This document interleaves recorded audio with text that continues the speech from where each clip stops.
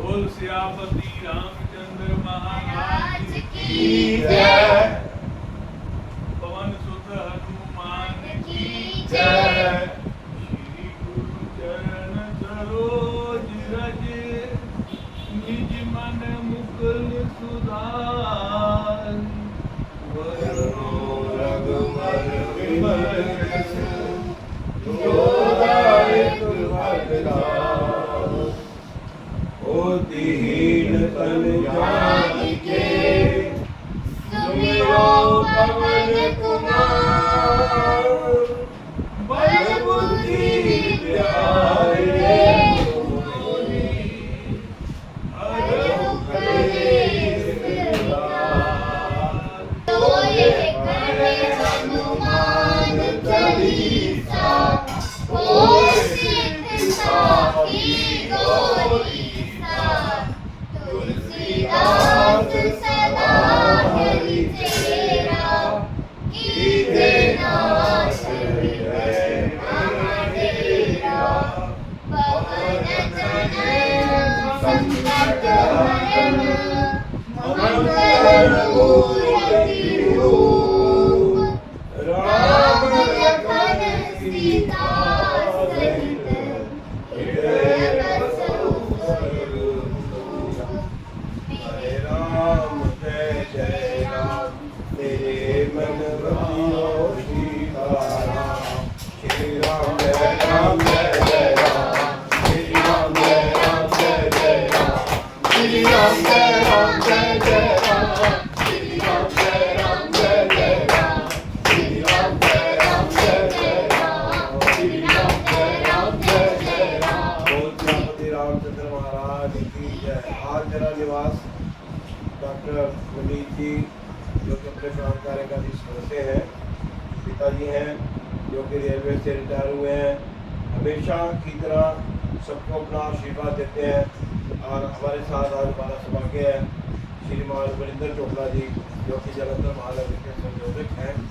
और आज हमें हनुमान जी के जीवन के ऊपर 5 मिनट के लिए अपना हमें मार्गदर्शन देंगे श्रीमान वरिंदर चोपड़ा जी महानगर संयोजक। और हमारे प्रांत के ये सचिव के रूप में भी कार्यरत है। जो भी यहाँ मंगल संवाद के कार्यक्रम होते हैं उसके बीच में इनकी बहुत ही महत्वपूर्ण भूमिका रहती है। श्रीमान वरिंदर चोपड़ा। सभी को जय श्री राम, जय हनुमान। पवन पुत्र हनुमान जी आज बच्चा बच्चा ये भली भांति जानता है कि ये लोग कलयुग का पहर है। इसमें हनुमान जी कलयुग के साक्षात तो कहते हैं, हमको याद करें तो हमें दिखाई चाहे नहीं देते, लेकिन अगर सच्चे मन से इनको याद किया जाए तो हमारे ऊपर कोई भी संकट आया हो, चाहे वो मन से संकट हो, तन का संकट हो, उस संकट को दूर करने में हमारी सहायता करते हैं।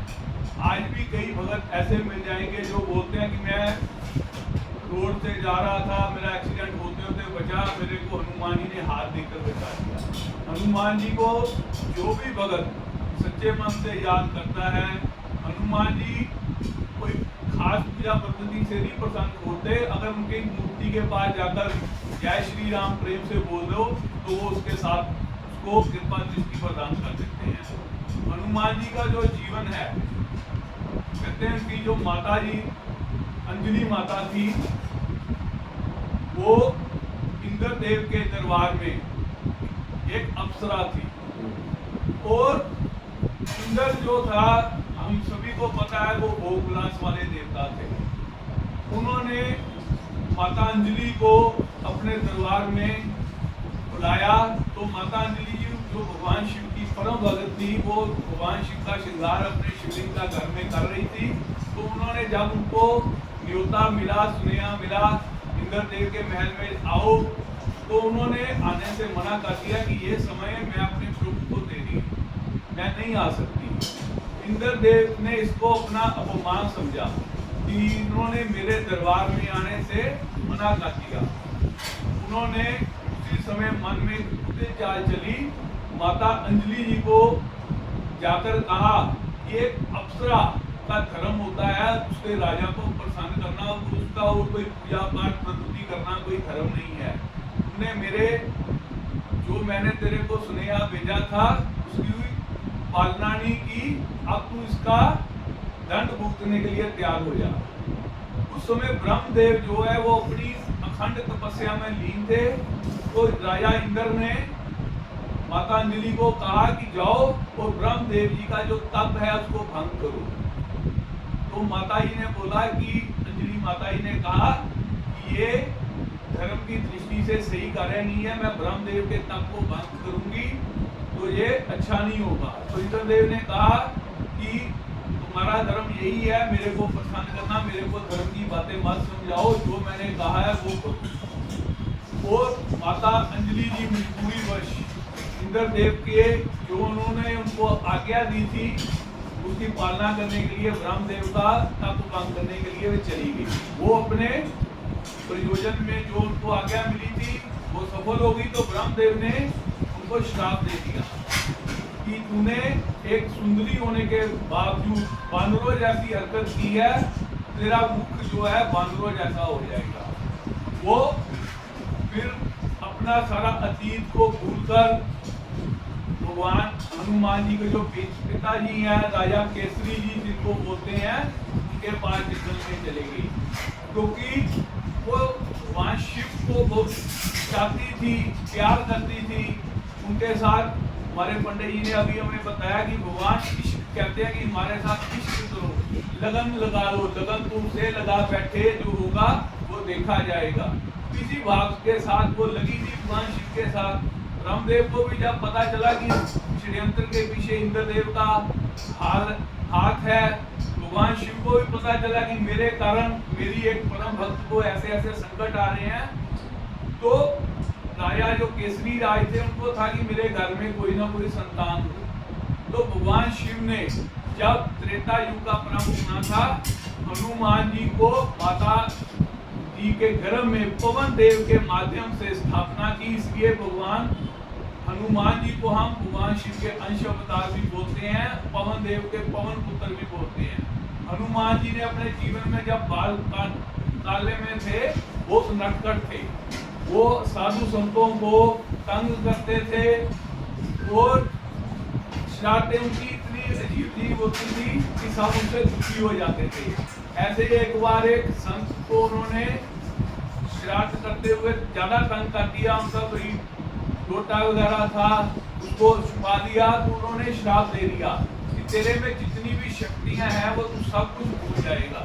हनुमान जी के पास ऐसी ऐसी शक्तियां थी कि वो सूक्ष्म से सूक्ष्म रूप भी धारण कर सकते थे और बड़े से बड़ा रूप भी धारण कर सकते थे। उनकी उन शक्तियों को जामवंत जी ने उस समय याद कराया जब वो बड़े हुए और माता सीता जी की खोज के लिए उन्होंने जाना था, तो वो भूलकर बैठे हुए थे कि मैं इस समुद्र को कैसे लाऊंगा।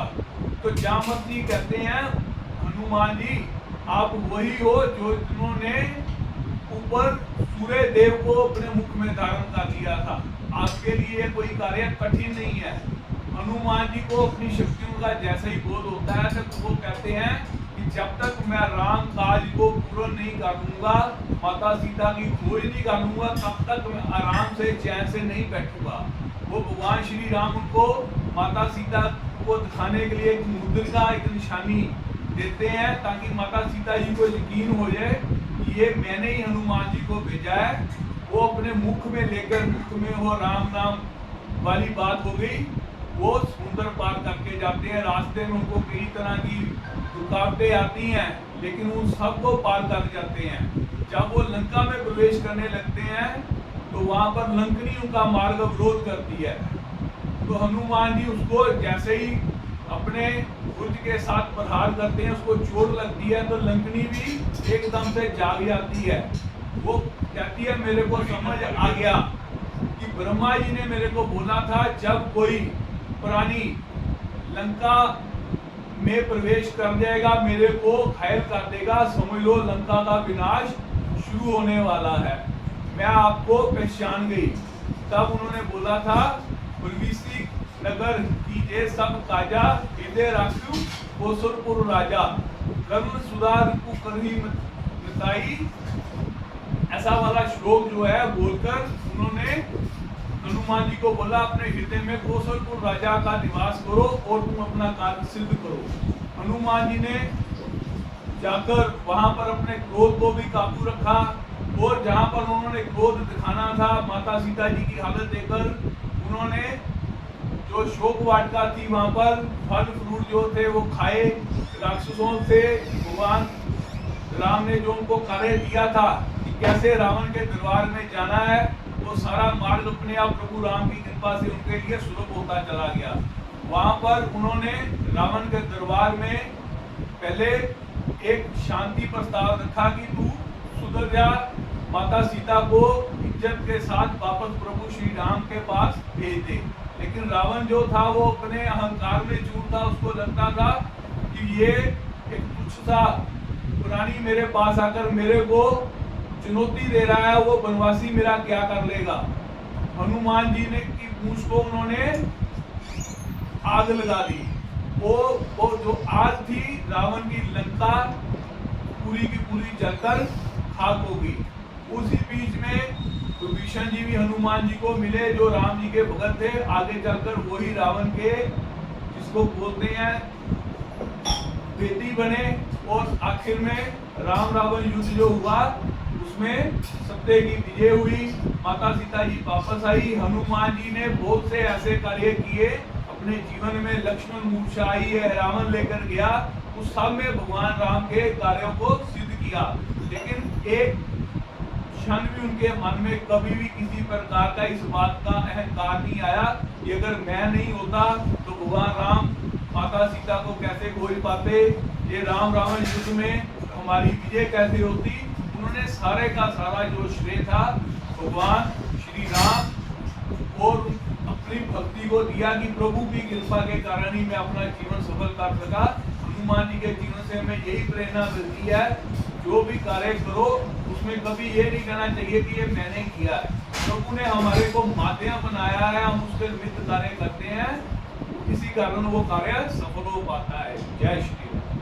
बहुत ही सुंदर विचारों से हमें वरिंदर जी ने अवगत करवाया है हनुमान जी के जीवन के बारे में।